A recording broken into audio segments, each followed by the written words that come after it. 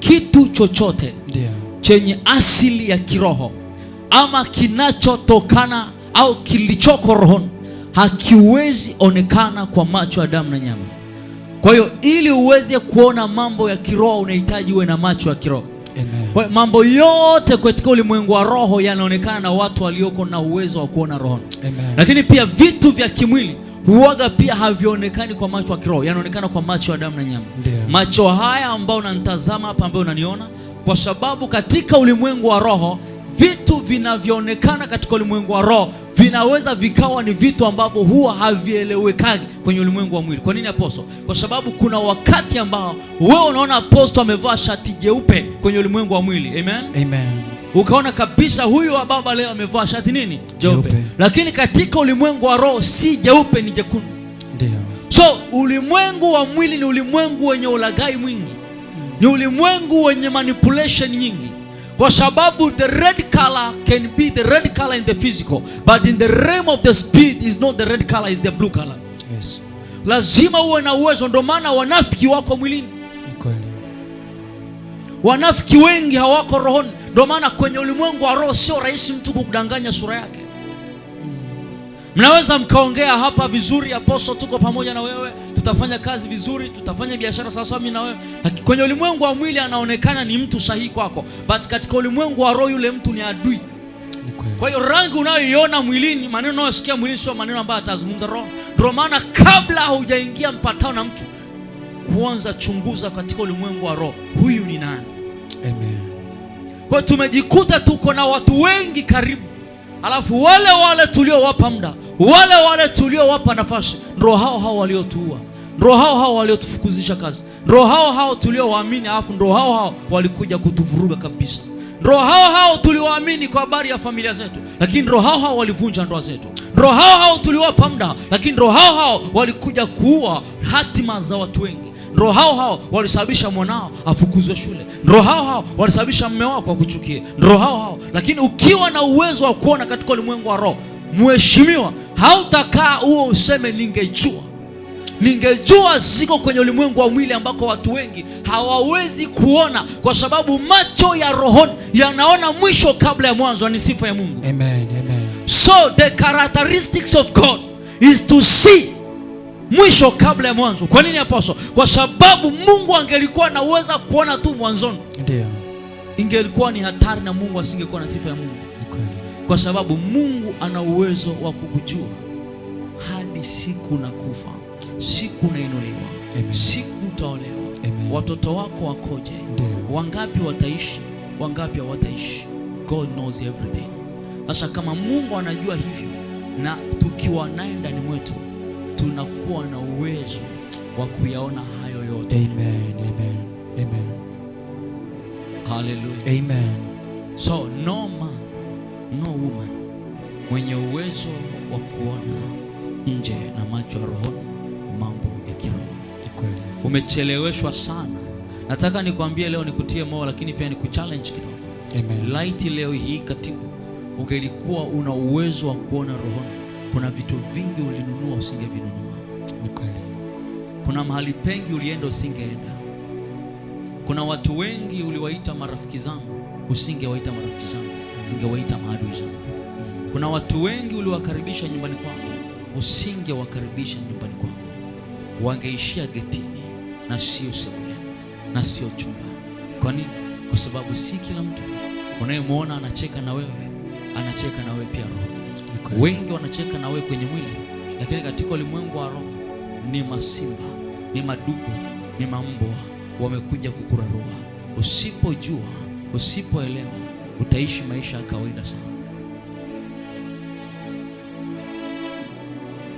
And time will come, na siku sasa muda utakuja ambao kama hauna maarifa ya roho huwezi ukafanya chochote kwenye uchumi kafanikiwa. Ni kweli. Ulimwengu wa sasa hivi, ngoja niwaambie wanangu, ulimwengu wa sasa hivi watu wengi hawategemei tena elimu zao kufanya biashara.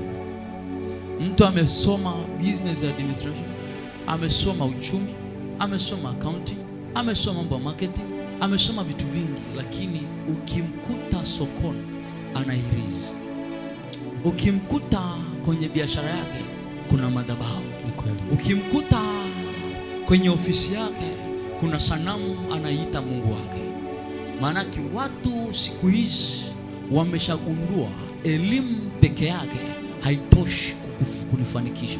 Wameenda extra mile kutafuta elimu na hekima za kiroho za namna gani anaweza kumwangusha apostol, namna gani anaweza akaua biashara zote kwenye ile eneo ikabaki ya kwake peke yake.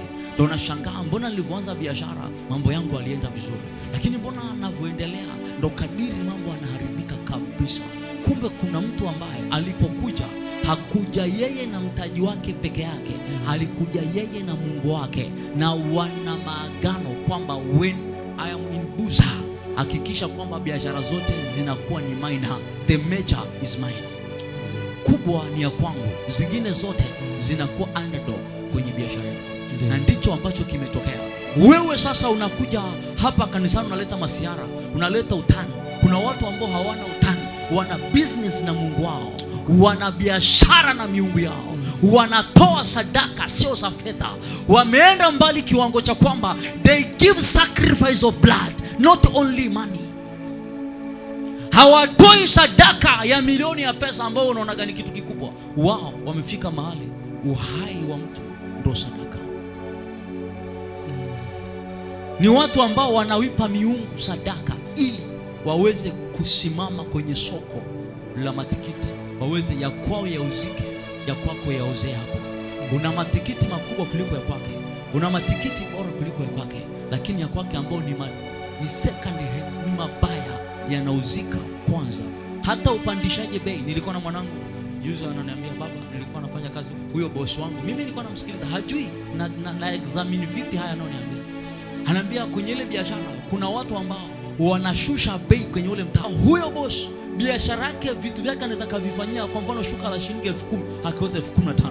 Alafu kuna watu wanashusha bei angalau ifike 8,000, lakini bado hawauzi. Mwenye 15,000 anauza. Nataka nikwambie hana elimu tu ya biashara, ana elimu nyingine ya kiroho. Ni kweli. There is something is doing that man. Si kawaida. Usindanganye kwamba kwa akili zako timamu shuka ni ile ile, nguo ni ile ile, uinunue 20,000 na hapo pembeni nguo ile ile kuna mtu anauza 8,000 na hauendi pale. Unashangaa tu unavutwa. Lazima uwe na uwezo wa kuona katika ulimwengu. Amen. Kuna watu wewe unaona wametembea barabarani wamevaa nguo, lakini katika ulimwengu wa roho hajavaa nguo, wako naked. They are altars. Ni madhabahu inatembea. Kuna watu unasalimiana nao sio watu, ni majini. Ni kweli. Kuna watu unatembea unakutana nao, unawapa mpaka na michongo yako, unawapa mpaka maidia ulionayo. Kumbe sio watu wale, ni waganga in the body of human. Kuna waganga ambao wao walishatoa sadaka ya maisha yao. They don't need God anymore. They don't need Jesus anymore. Hakuna tena option ya kurepent na kurudi kwa Mungu. Wao walishatoa sacrifice maisha yao. Kuna kaka mmoja ni mtu tu ameshaoa, yuko kwenye familia, anafanya kazi za aluminium. Yule mtu kila baada ya miaka 3 anatoa kiungo chake sadaka kwa miungu. Nasema apostle anazungumza kitu gani? Nisikilize nikwambie. Anatoa kiungo chake sadaka kwa miungu yake. Anarudi kijijini kwao, anaenda kutoa mguu wake sadaka. Anaotoa sadaka ndani ya mwaka mmoja, huu mguu wa kulia unaoza, unaliwa na funza wote. Akiambiwa peleko hospitalini hataki. Funza wale sio funza, they are demons. Ni mapepo yanakula ule mguu. Na kadiri analiwa ule mguu ndo kadiri anaendelea kutengeneza ma strongholds.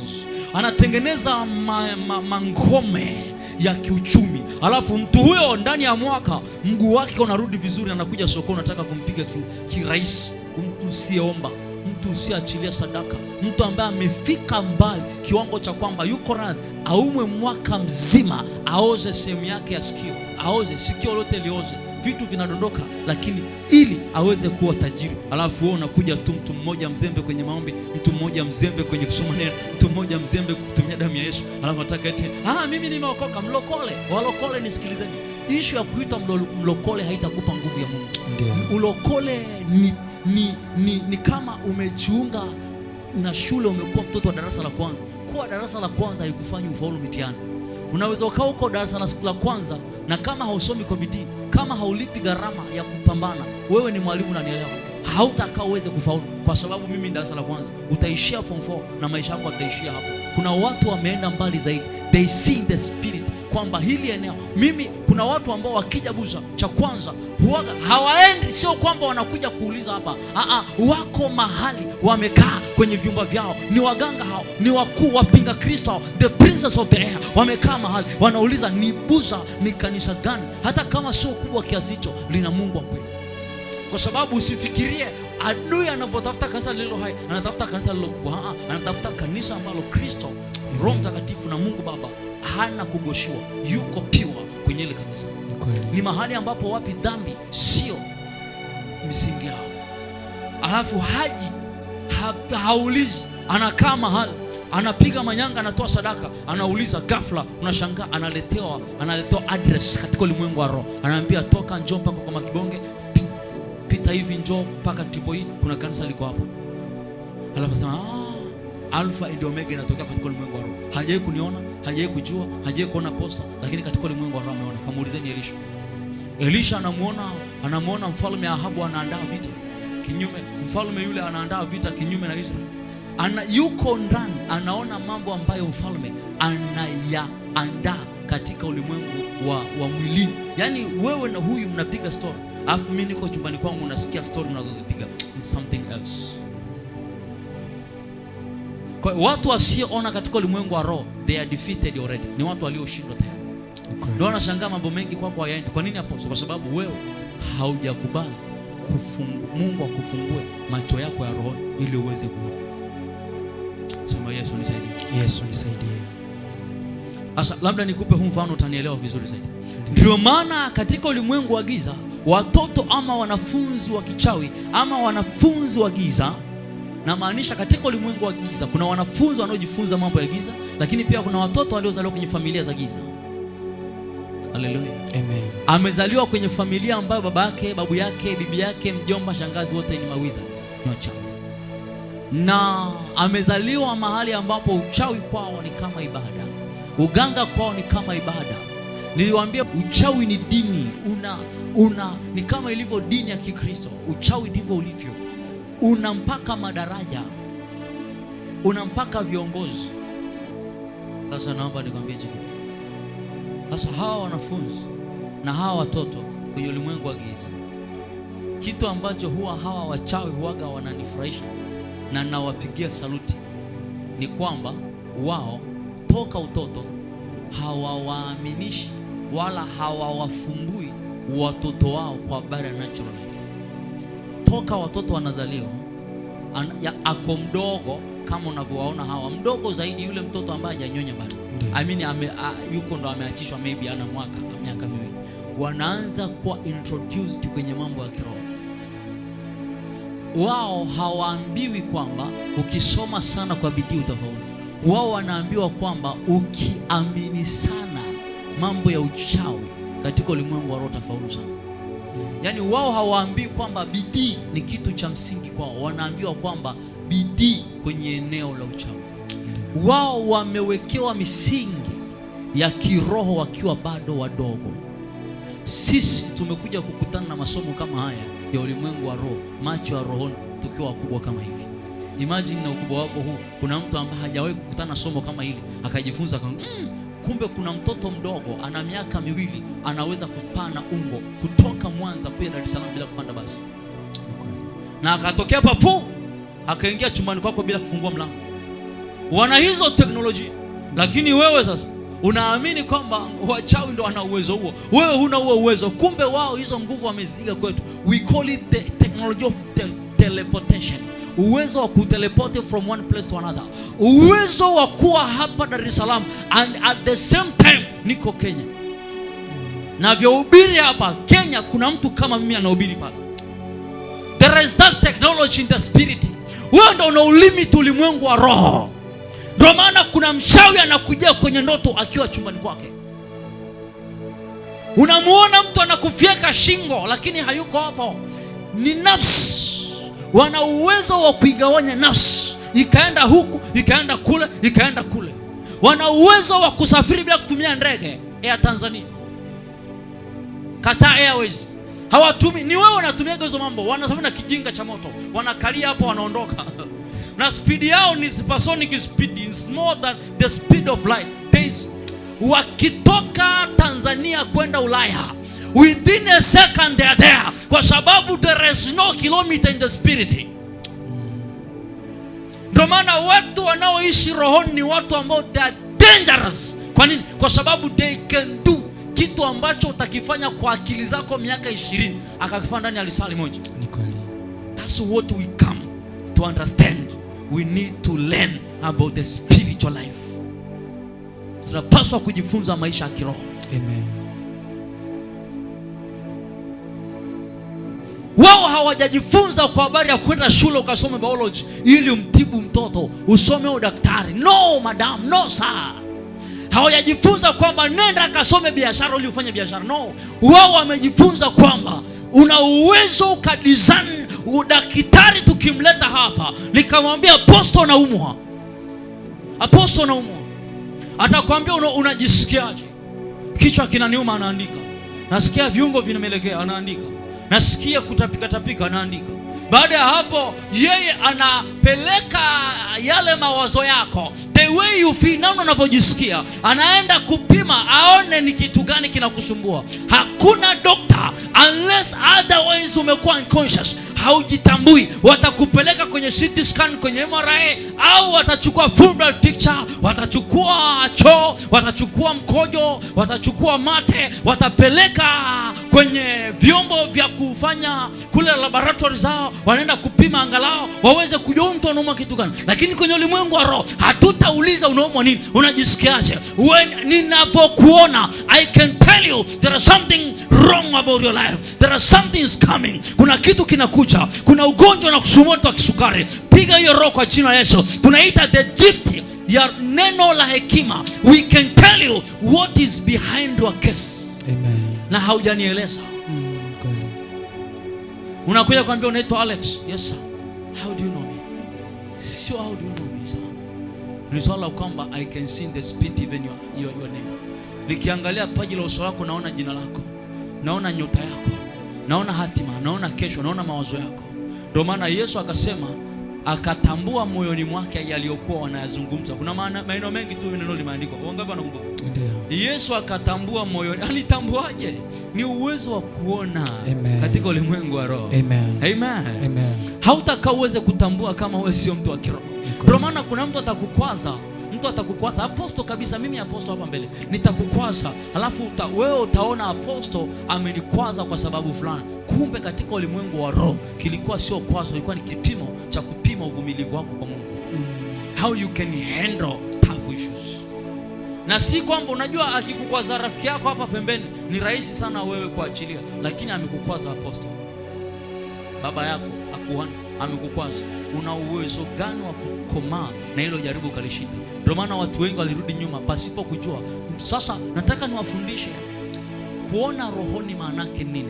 Kuona rohoni number 1 ni kuwa na uwezo wa discernment. Kudesign, kutambua mambo. Amen. Maana yake si tu kutambua mambo, ni uwezo wa kufanya sound judgment, uwezo wa kuleta hukumu. Maana yake kujua this is wrong and this is right. Amen. That's what we can say. I see in the spirit. My spiritual sight is clear. I can see kwamba hichi kitu ni chema. Naweza nikaja kwako. Biblia inasema iko njia ionekanayo sawa machoni pa mtu. Sikiliza hapo. Kuna njia unaiona sawa machoni pa mtu. Hapa maanishi macho ya roho. Hapa anamaanisha macho ya kiroho. Wangapi wanajifunza? Amen. Kuna njia wewe ukitazama unaiona sawa, lakini anasema mwisho wake ndio mauti. Ni kweli. Maana yake kwenye mwili hiyo njia iko vizuri. Kwenye mwili huyo rafiki yuko sawa. Kwenye mwili huyo mke. Kwenye mwili ukimtazama ni wife material. Anakujali bwana. Anakununulia na vinguo bwana. Anakupetipeti. Kwa habari ya kumpigia simu na kulonga. Hakuna jina zuri ambalo mwanamke anaweza muita mwanaume huyo mwanamke wako akuiti. but haimaanishi kwamba she is your wife or your husband. Ngoja niwaambie neno hili. Ndoa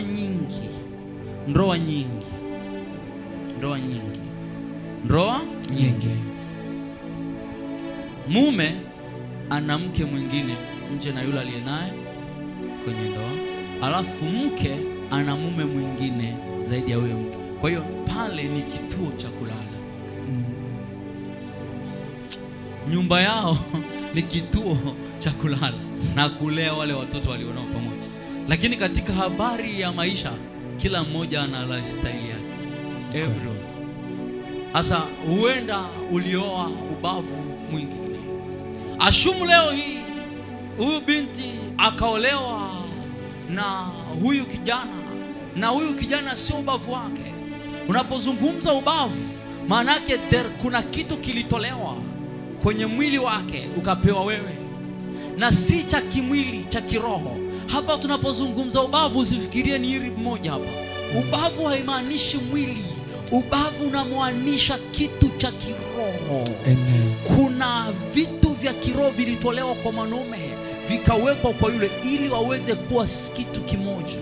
Ndio maana kuzaa mtoto kabla ya kuolewa haimaanishi uliozaa naye lazima uolewe naye. Napiga vita sana hicho kitu kwenye maisha yangu. Usije ukamlazimisha mtoto kwa sababu amepata mimba akiwa bado mdogo hajaolewa, useme aolewe na yule mtu. Inawezekana ni makosa ya ujana, lakini haimaanishi kwamba aliyemzalisha ni mume wake. Atakuja kulazimishwa aingie kwenye ile ndoa. At the end of the day, ndoa inakuwa ni mbaya, mambo yanavurugika. Hallelujah. Amen. Kama kuna njia inayoonekana nzuri machoni pa mtu, maanake haya macho anaweza kadanganya kama mwisho wake ni mauti. Ingelikuwa hayadanganyi, mwisho wake ungekuwa ni uzima. Mbona leo yanaleta tafurani huko mbele ya hiyo safari? There is something wrong kwenye macho haya. Kwa usiamini macho yako haya. Yaani nakwambia hivi, usiamini haya macho unachokiona. Usiamini hayo macho yako. Muamini Mungu. Hallelujah. Amen. Muamini nani? Mungu. Muamini Mungu. Alafu Biblia inasema kwamba hatuenendi kwa macho ya kuona, bali tunatembea kwa nini? Kwa imani, si ndio? Amen.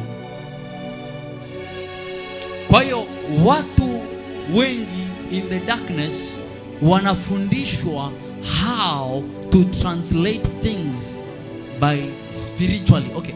Wanafundishwa namna ya kutafasiri mambo kiroho. Sisi tumefundishwa namna ya kutafasiri mambo kama ataleta logic. Hivi analeta logic kweli? Hamna bwana. Sio kila kitu chenye logic kinafaa kuwa cha kwako. Kweli. Si ndio? Ni kweli. Lakini wale wabaya wanatafasiri mambo. Ndio maana kuna mtu ukimweleza, mama yangu mimi zamani kipindi cha uhai wake nilikuwa namwambia, mama nimeota ndoto ninaona ninahubiri. Ananiambia toka bana, ndoto yako hayo ya walokole upuzi. Anambia mama nimeota ndoto kuna mtu ananifukuza. Anakuambia ndoto tu, achana naye. Hawakuwa na elimu ya kutufundisha namna kutafasiri mambo kiroho. Wao walikuwa nafikiria hayo ndo mazinga umbo, ni vitu vya kusadikika, ni kama movie za Hollywood ama Nollywood. No. Sio bongo movie. Hivyo ni vitu ambavyo viko hai. Kwa hiyo wale watu wamefundishwa how to translate things in the spirit. Ndio maana kuna mtu unamueleza jambo anakuambia subiri kwanza. Nimekwambia uwezo, the ability to discern, uwezo wa kutambua, uwezo wa kung'amua. Unamwambia leo nataka tufanye biashara mimi na wewe pamoja.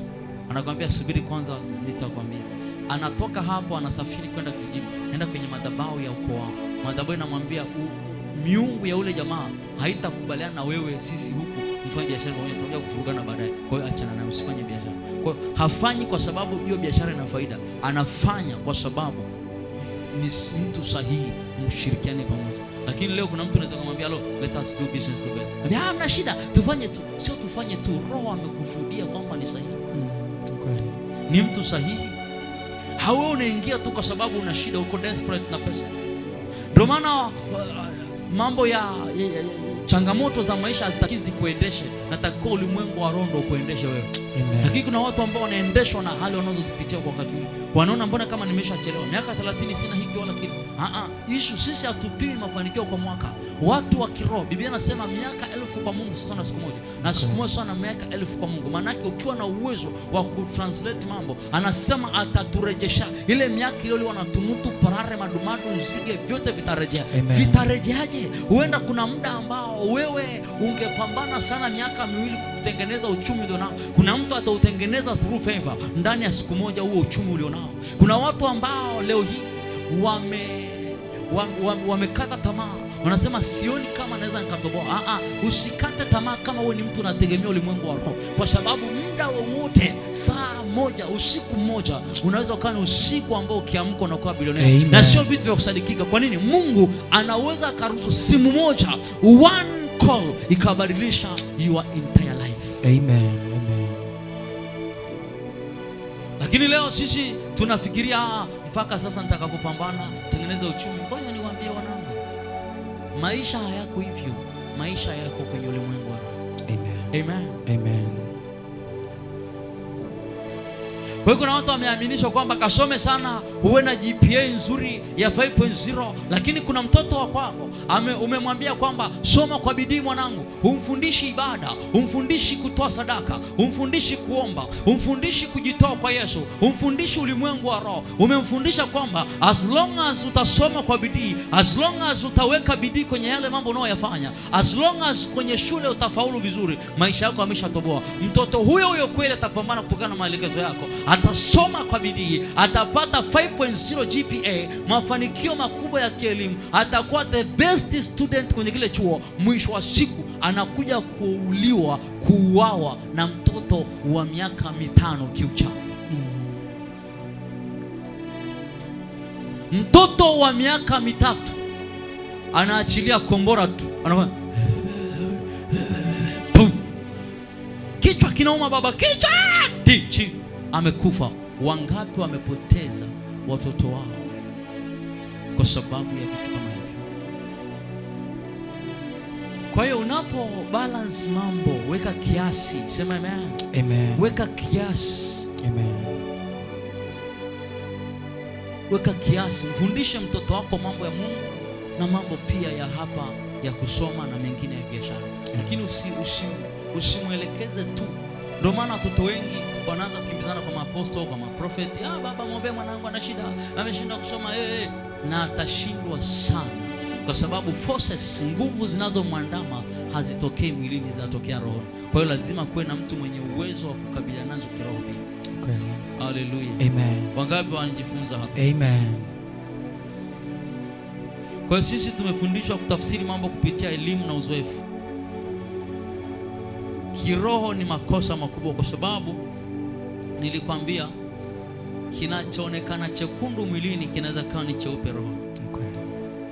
Okay, hebu tuende kwenye kitabu cha Wafalme wa Pili sura ya 6 kuanzia mstari wa 16. Kuna habari hii kwenye Biblia ambayo kidogo inaweza ikatupa mwanga. Kuna mtu mmoja anaitwa Elisha, alikuwa na kijana wake mtumishi wake anaitwa Gehazi. Elisha siku moja wakiwa ndani, yeye na Gehazi akatoka nje. Alipotoka nje kuangalia, akakuta jeshi linawazunguka. Walikuja kupambana na nabii Elisha. Mtumishi wa Elisha alipoamka mapema kesho yake na kutoka nje, akaona jeshi pamoja na farasi na magari ya kukokotwa limeuzingira mji. Akarudi ndani akisema, ole wetu. Akasema nini? Ole wetu. Bwana wangu, sasa tutafanya nini? Gehazi mtumishi wa Elisha alifika mwisho kimwili. Jeshi limeuzingira mji, ndugu yangu, usifanye masiara. Akamwambia bwana wake, ole wetu,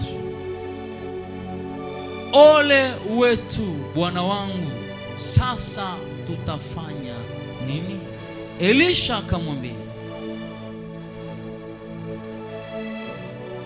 Usiogope kwa sababu walio pamoja nasi ni wengi kuliko walio pamoja nao. Hebu niulize kwa lugha rahisi, wewe ungelikuwa na Elisha, ninapokujua wewe Mtanzania, ungelikuwa na Elisha, ungeona mheshimiwa amechanganyikiwa? Elisha hana akili, amevurugwa, naona amepaniki, naona kama amevurugwa. Elisha akamwambia don't fear Gehazi, wale walioko upande wetu sisi ni wengi kuliko walioko upande wao. Amen. Usiogope kwa sababu walio pamoja na sisi ni wengi kuliko walio pamoja nao. Nenda mbele. Kisha Elisha akaomba akasema, Bwana, nakusihi mfumbue macho yake apate kuona. Gehazi alikuwa na macho ya rohoni. Amen. Amen. Gehazi alikuwa na nini? Ana macho ya rohoni, lakini alikuwa hayaoni. Ni kweli. Akumwambia mpe macho ya rohoni, alimwambia mfumbue, manake yafungue yaone. Amen. Vipofu sio kwamba hawana macho, wana macho lakini hayaoni, si ndio? Ni kweli. Ukimkuta mtu ana fimbo yake anakutembelea yule kipofu, mtu asiona, si kwamba macho mawili yapo lakini hayana uwezo wa kufanya nini? Kuona. Watu wengi wana macho ya rohoni ila amepoteza uwezo wa kuona. Watu wengi wana masikio ya rohoni ila amepoteza uwezo wa kusikia. Watu wengi wana vinywa vya kiroho vya kutamka but vimepoteza uwezo wa kutamka. Kwa hiyo leo hii nataka tuone habari hii. Gehazi, mtumishi wa Elisha, alikuwa na macho ya rohoni, lakini yeye macho yake Gehazi alikuwa hayawezi kuona. Ndio maana watu wengi leo macho ya rohoni wanayo lakini hayawezi kuona. Wao wanachokiona ni kushindwa, wanachoona ni haiwezekani kwa macho ya damu na nyama. Wanaona fursa hii nimeshaikosa, kazi hii nimeshaikosa. Wanaangalia kwa kutazama macho haya, mbona tunaenda nao kufanya interview ni wengi kuliko mimi, siwezi kupata kazi hapa. Wanaofanya interview ni 100, mimi ni wa 101. Nawezaje kupata? Unaanza kujihukumu, huenda wao wana matokeo mazuri kunizidi. Unatazama kwa macho ya damu na nyama. Leo hii Yesu anasema usiogope. Haleluya. Walioko na wewe ni wengi kuliko walioko na wao. Yeye ni Mungu anayeweza fanya mambo ambayo macho ya damu na nyama hayawezi elezea, hayawezi ona. Kwa hiyo badilika, usianze kuona mwilini, anza kuona rohoni. Elisha hakuwaona majeshi yaliyokuja kuwazingira. Elisha aliona majeshi ya Mungu yanayowazingira wao. Usione maadui wanachofanya, usisikilize wanachosema wanadamu, sikiliza anachosema Mungu. But the big problem of nowadays Christians ni pale ambapo wao hawamsikii Mungu tena. Wanasikia nini ambacho wengi wanasema kinyume chao, wanafuata nini ambacho wengi wanazungumza kwamba iwezekana.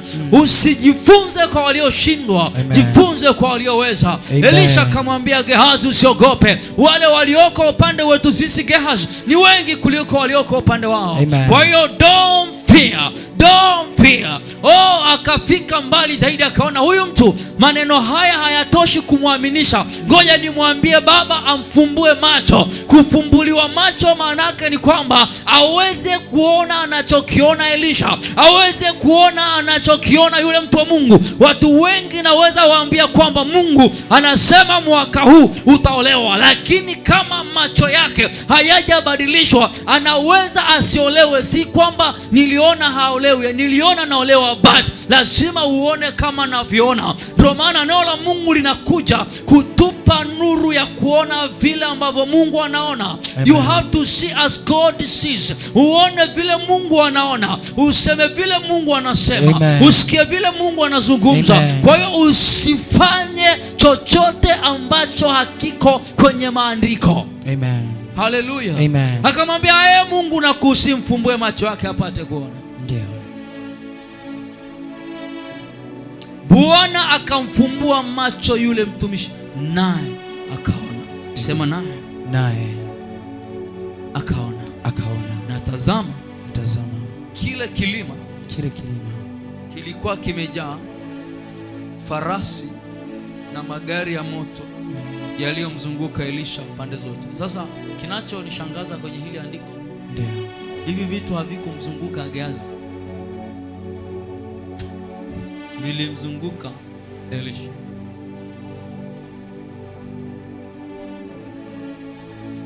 Vilimzunguka nani? Elisha. Vilimzunguka Elisha. Unaweza ukawa karibu na mtumishi wa Mungu lakini bado usiwe na ulinzi wa Mungu. Ni kweli. Ukawa unaishi naye, unatembea naye, unaongea naye, lakini hautakaa uweze kupata baraka zile ambazo mtumishi wa Mungu, the grace, favor, ukawa naye mpaka uweze kuelewa namna ya kutembea na kuona vile ambavyo yeye anaona. Bwana Yesu asifiwe sana. Amen. Hallelujah. Amen.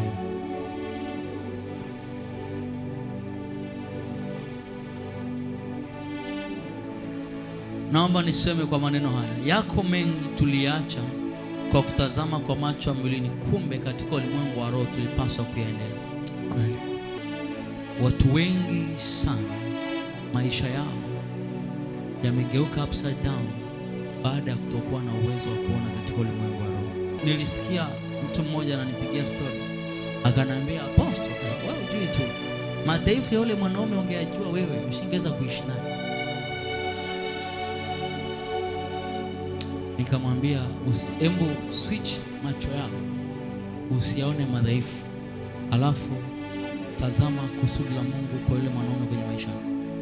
Akaniambia, Mungu hawezi kuwa na kusudi kwenye maisha ya mwanaume juu yako.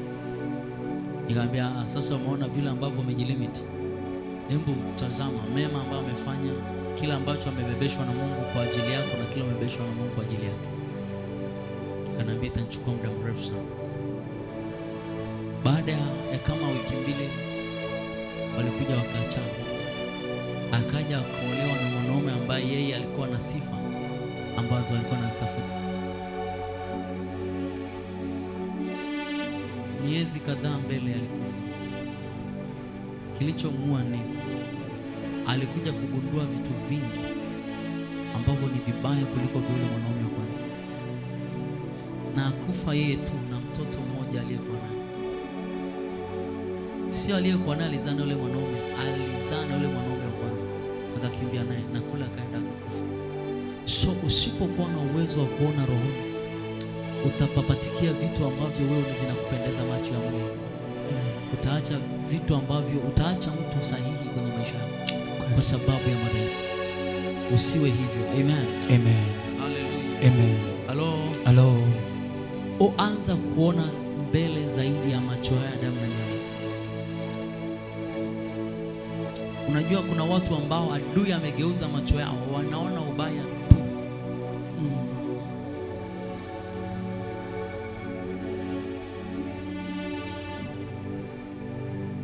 Adui amegeuza macho yao, hawaoni fursa. Yaani kuna mtu ambaye, twende kwenye kitabu cha Yeremia 17:5.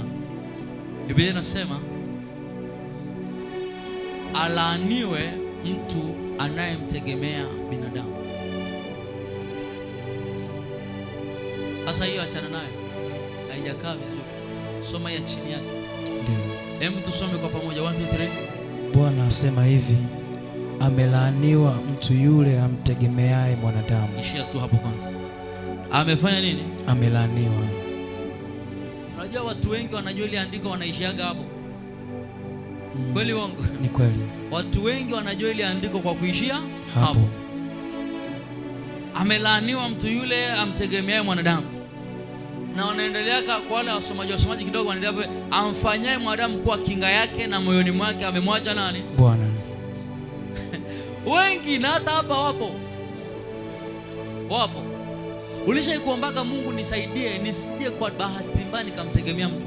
Kwa sababu the moment umemtegemea bosi wako, umemtegemea ndugu, umemtegemea mume, umemtegemea mke, ndo siku hiyo hapo ndo umelaaniwa. Sio utalaaniwa, umeshalaaniwa. Ukategemea apostle atanisaidia, umeshalaaniwa. Ukategemea mume wako atakusaidia, umeshalaaniwa. Anasema amelaaniwa mtu yule amtegemeaye mwanadamu na amfanyaye mwanadamu kuwa kinga yake, na moyoni mwake amemwacha Mungu. Tusome kwa pamoja alafu tutaendelea mbele. Amen. Muone sasa laana ambayo imetamkwa hapa iko mstari wa 6, kwamba amelaaniwa kwenye maeneo gani? Wangapi washasoma ile andiko? Hebu twende sasa tusome 1 2 3. Bwana asema hivi, amelaaniwa mtu yule amtegemeaye mwanadamu, ndio amfanyaye mwanadamu kuwa kinga yake, ndio na moyoni mwake amemwacha Bwana. Mstari wa 6, maana atakuwa kama fukara nyikani. Sikia hapo, huyo mtu ambaye atamtegemea mwanadamu, kitu cha kwanza ambacho atakutana nacho, atakuwa kama fukara nyikani. Ndio.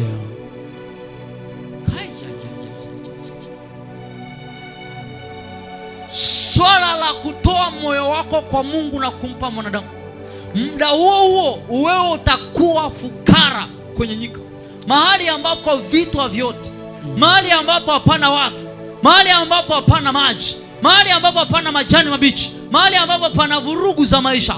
Hapo ndipo Mungu anakupeleka, na sio shetani na sio mwanadamu atakaye kupeleka hapo, kwa maana katika ulimwengu wa roho unakuwa reallocated to the wilderness kwa sababu ya kumtegemea mwanadamu. Na mstari wangu ambao unautegemea hapa sio hapo kwenye ufukara, anasema hata ona yatakapotokea mema. Kuna watu macho yao hayawezi kuona mema hata kama yametokea, hawezi kuona fursa hata kama ipo na wao, hawezi kuona utajiri hata kama upo na wao, hawezi kuona chochote cha thamani kwenye maisha yao. Wanajiona hawafai, wanajiona si kitu, wanajiona wao wamezaliwa kusindikiza wengine. Hii ni balaa lingine kwenye mji huu. Watu wengi wamelaaniwa kwenye eneo ambalo hawawezi kuona mema yakiwajia. Ni hatari kubwa kutokuona, manake macho yao ya rohoni hayaonagi chochote. Hata kama ukae nao muda gani, waeleze kwa habari ya macho, kwa habari ya kwamba naona hichi kitu ukifanya utafanikiwa, huyu mtu hawezi kukuelewa maisha yake yote. Ataona wewe unamtania, ataona wewe una masihara, ataona wewe una mpango mbaya dhidi yake. Lakini ndivyo ambavyo unaona, hata kaa aone fursa nzuri, yeye anatazamia mambo ambayo anayafurahia yeye, anayapenda yeye, mwenye mapenzi nao yeye. Kumbe sio kila kitu unachokipenda ama una mapenzi nacho ni kitu ambacho kikifanya utafanikiwa. Sometimes utajiri wetu uko maeneo ambayo hatujawahi kuyawaza. Utajiri wetu upo kwenye angles ambazo mpaka ukutane mtu wa kiroho akwambie saa ukilima utakuwa tajiri, saa ukifuga utakuwa tajiri, saa ukifanya biashara hii you will prosper. Ndio maana watu wengi waanzi biashara kabla ya kwenda kuuliza kwa miungu, hello this business nikifanya itatokea nini? Watu wengi wamebaki hapo. Mimi bwana napendaga masuala ya fashion, naenda kununua nguo niuze. Kaka, sio kwa kupenda fashion. Ukifanya biashara ngono utafanikiwa mpaka uone ile fursa. Kwa sababu kuna watu wengine wamelaaniwa kiasi kwamba kila wanachoanzisha ni nje na kile cha Mungu. Kila wanachoanza ni nje, na ukitaka kujua ulichoanzisha haukuona vizuri rohoni, utaona matokeo. Utastruggle mahali pamoja. Utauza sendo miaka yako yote na hautakaa uweze wewe mwenyewe kulipa hata ada ya mtoto. Utauza nguo kaka, utauza nguo, utaweka bidii, utapambana, but you will never see goodness. Utakaa uone. Kwa nini? Ulichofanya Mungu hakutaka ukifanya. Amen. Hallelujah. Amen. Hello. Wewe unaga kuna watu ambao maisha yao wanaota ndoto mbaya tu. Nimeota mtu yuko makaburini, nimeota mamangu aliyekufa amendia, nimeota sijui nafukuzwa na dubu, nimeota sijui nadumbukia kwenye shimo, nimeota sijui niko kuhusu. Unaonaga kila mtu ndoto anayoiota ni mbaya, anayoiona ni mbaya. Kila ndoto ni mjia ni mbaya. Hata kama kuna mema yanamjia atakaa yaone. Kweli. Mtumishi wa Mungu, wewe unawezaje kujiita mtumishi wa Mungu na maisha yako yamejawa na nightmares, mandoto mabaya? Mtumishi wa Mungu hao Yaani mtumishi wa Mungu, kila siku ndoto zako ni za kukimbizwa, ndoto zako ni za manyoka. Mtumishi wa Mungu, son and daughters of God, ndoto zako zote ni kuona majinamizi unalala usiku. Mtumishi wa Mungu walokole, mtumishi wa Mungu, kila unachoota ndoto unakula vyakula mafunza, nyama za watu na kunywa damu na si ya Yesu. Mimi nimeakaka nampenda Yesu, kuna zaidi ya hapo. Amen. Mtumishi wa Mungu, uje kutana na malaika wa mbinguni wanaongea na wewe. Uje kutana na Kristo, uje kuona Mungu anakuletea neno lako kwenye ndoto, unasoma neno. Uje kuota unamwabudu Mungu, uje kuota huko kanisani unaomba, uje kuota umefika mbinguni. Niulizeni mimi, hakuna siku nimechanganyikiwa nijidondoka kitandani na ukubwa wangu wote mwaka 2024. Sijuzi 24 niko hivi. Alo, nikalala. Nimetoka kuomba, wewe nimeomba mahali pangu pa maombi, nimekaa hapo kuanzia saa 4 ile, nimekaa hapo saa 5, saa 6, saa 7, saa 8 hivi, nikarudi kulala. Naenda chumbani kwenda kulala. Nilipokaa nimelala kidogo, usingizi ukanipitia, nikaota ndoto. Mimi Yesu amerudi kulichukua kanisa. Halafu hataambia Yesu huyo, Yesu.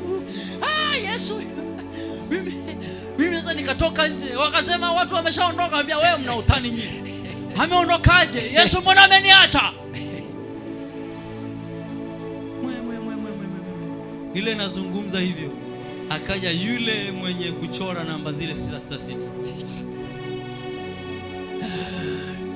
Kwa jina la Yesu. Kadiri nakemea ndo kadiri nakuja, kadiri naomba ndo kadiri ananiambia Yesu hayuko tena, ameshachukua watu wake. Hamna, nakimbia. Kumbe kadiri nakimbia nasogea kitandani, nasogea. Niligonga hii. Nashtuka. Mama ananiambia, "Wewe una shida gani wewe?" Naambia, "Tulia." Nikatoka chumbani kwenda kuamsha vijana. Mpo au mimi nimebaki peke yangu? Fanya kazi. Kaka, wewe nacho. Jamani, nani yupo zaidi yangu? Usikikuta ni mimi tu nimebaki peke yangu.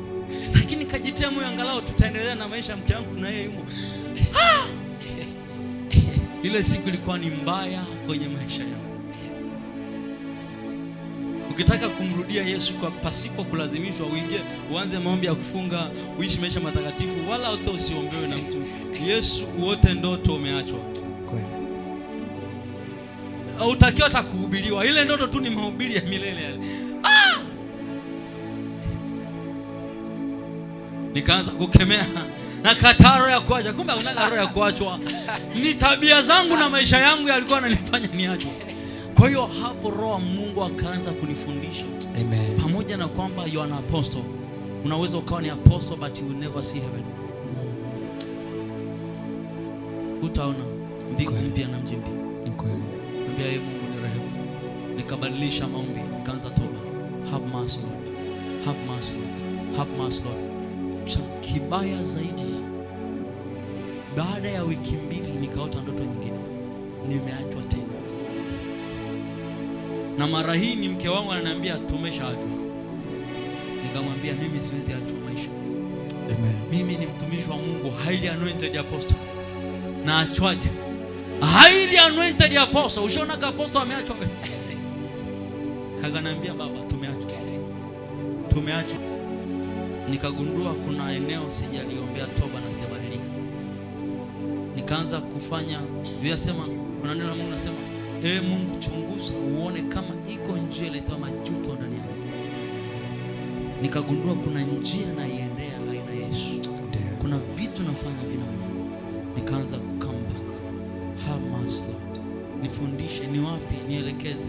Nimeomba toba, mbona hili jambo limerudia tena? Yesu nisaidie.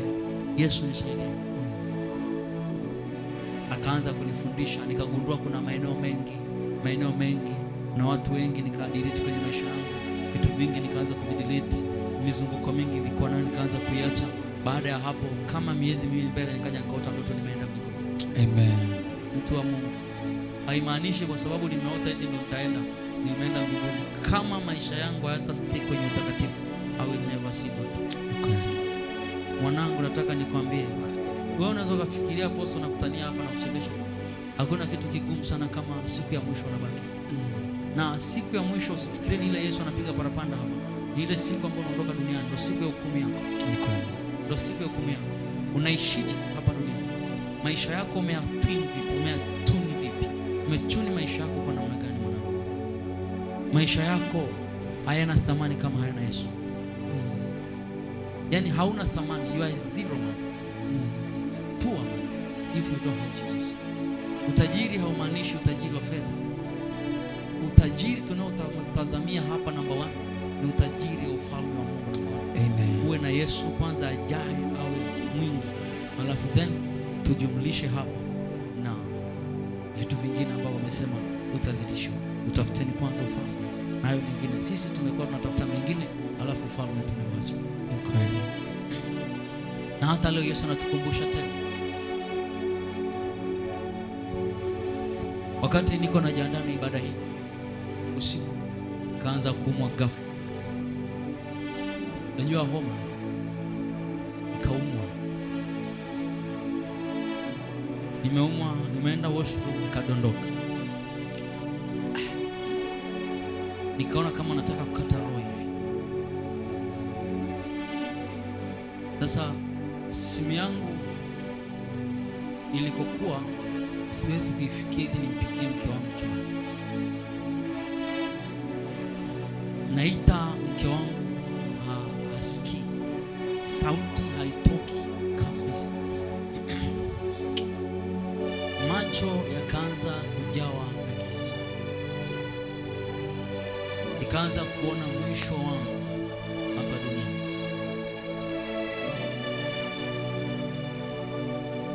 Kilicho kuja kwenye moyo wangu, nikamwambia Mungu, namba 1, siwadanganyi, niko madhabahuni. Amen. Baada ya kuona naondoka duniani na kufa, ilikuwa kweli kufa. Leo usiku saa 9, baada ya kuona kwamba naenda kufa na nimeshaona kabisa na kufa, mambo matatu nilimwomba Mungu. Jambo la kwanza nilimwambia Mungu, have mercy, naomba nirehemu. Hata kama nitaondoka duniani, mwilini sina uwezo tena, my spirit is praying, roho yangu ndio inaomba, nirehemu Yesu. Yako mengi nimefanya ambayo yanifanya niwe mbingu, naomba nirehemu Yesu. Namba 2, nikamuuliza Mungu, ni sababu ya dhambi na kufa ama ni muda wangu umefika? Ni kwa sababu ya dhambi na kufa au ni wewe unanichukua? Lakini mbona nife kwenye mateso? Nafia worship si Mungu. Nikagundua si Mungu. Kwenye roho yangu, mwili nimeshapoteza connection. Giza, nawaambia ukweli wa Mwenyezi Mungu, giza.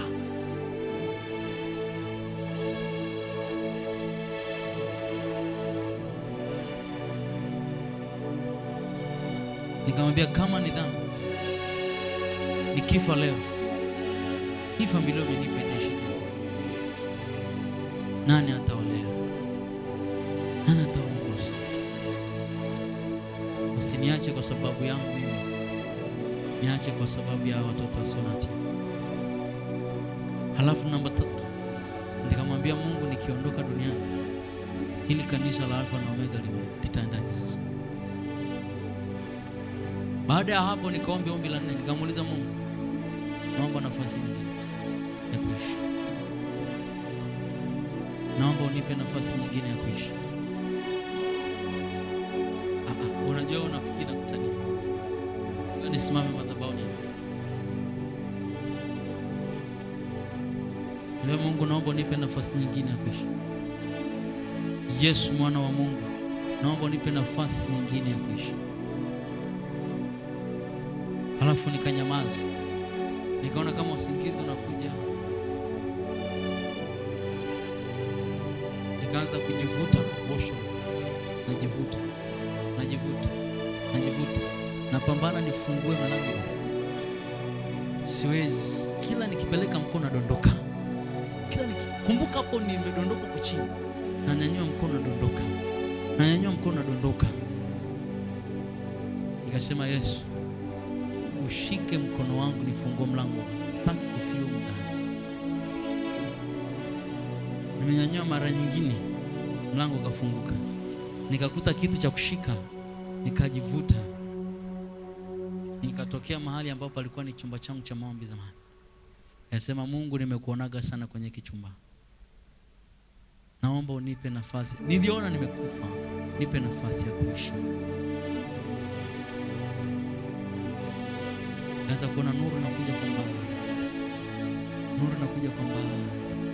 Nuru inakuja kwa mbali. Nikaondoka na kupeshuka hivi kwenda chumbani. Anaona shida. Ndio hali yangu ni mbaya. Nikalala pale.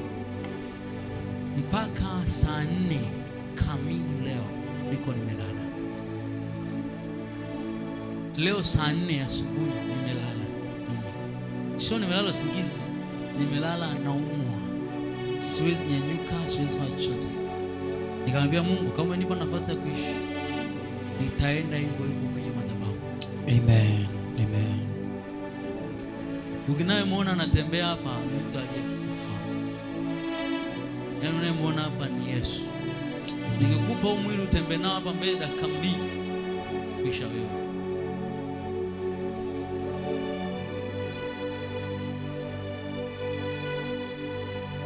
Maisha ni hadithi ambayo ukihadithiwa unazosielewa kama sio hadithi inayokuhusu wewe.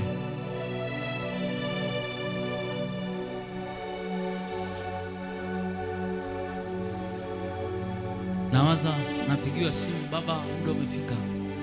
Nitembee mahali nitafuta angalau glucose nimeze ili niweze kuja kanisani. Nitasimamaje? Toka jana mpaka leo sijakosa chochote. Jana ile asubuhi, usiku nzima, usiku ni kutapika.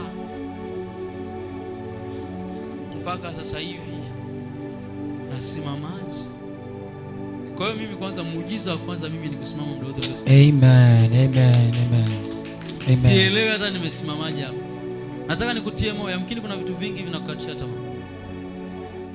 Kuna vitu vingi, nategemea na maombi yako unaombaje. Kuna maombi ambayo ukiomba tu Mungu anasikia. Amen. Maombi ambayo kwamba umeamua kurudi kwake. Nataka niwaambie kwa jina la Mwenyezi Mungu ndiko. Amen. Hali hii imenifundisha kwamba muda na saa yote mwanadamu yuko duniani. Kweli. Nilipiga simu kwa katibu nikamwambia, mwambie Lilian asimame kwenye madhabahu. Na ni asubuhi hiyo saa 3 za mchana. Mtu nasimama. Hana maandalizi lakini no way out. Ndio jina ambalo Roho Mungu baadaye Roho Mungu ananiambia atakachokuja mwache asimame Ijumaa ijayo. Amen. Amen. Mambo ya Mungu huwezi elewa. Kwa ukifikiria kwamba vita iko kwako peke yako, unadanganywa. Hata sisi tunapitia vita kubwa. Kweli. Wanaotamani nife ni wengi. Pande wa giza, a lot of people. Wanaotamani endelee kuishi kwenye dhambi na maovu, shetani anatamani sana. Lakini baada ya hapa nataka niwaambie mahali ambapo shetani amepigwa ni leo.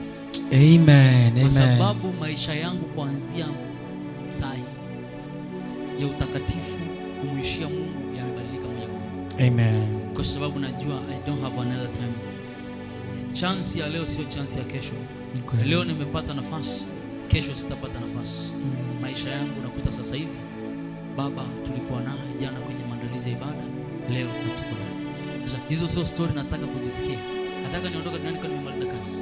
Amen, amen. Na sio kwa sababu shetani amenimaliza. Niondoke sababu nimemaliza kazi aliyenituma. Amen. Hallelujah. Amen. Na niliwaambia hakuna atakaye kufa mtoto wa madhabahu. Amen, amen. Haufi. Amen. Kwa hiyo ukifika mahali ambapo huoni nuru tena, iite nuru mpaka ije. Amen. Ita nuru mpaka ikuje. Amen. Huoni fursa, ita fursa mpaka imekuja. Amen. Na vitu vinavyosababisha macho ya rohoni yasione ni dhambi. Ni kweli. Uovu umefanya wengi wakawa vipofu wa kiroho. Si. Hebu mtu mmoja, dakika moja tu, mwambie Mungu, na surrender kwako. Nakupa maisha yangu Bwana. uwe mwokozi wangu, uwe kila kitu changu. Hebu surrender kwa dakika moja mwanangu. Sijui kama unaelewa. Niliwaambia ibada hii sio ibada uliozoea wewe. Mwambie Mungu na surrender kwako. Hakuna sababu yoyote ile ya mimi kuishi kama sina wewe. Pray. Hebu muombe Mungu.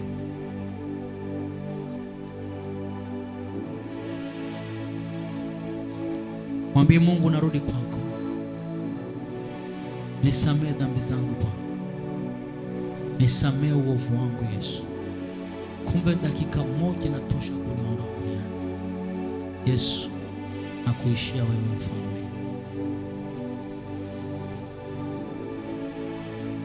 Dhambi ni uasi.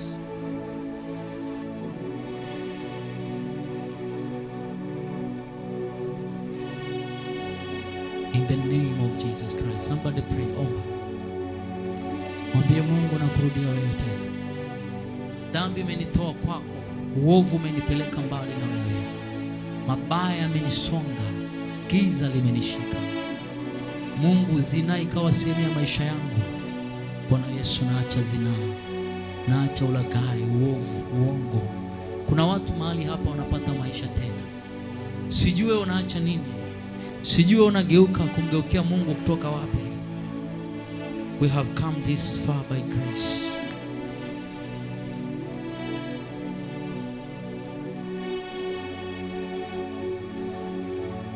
In the name of Jesus Christ. Amen. Amen.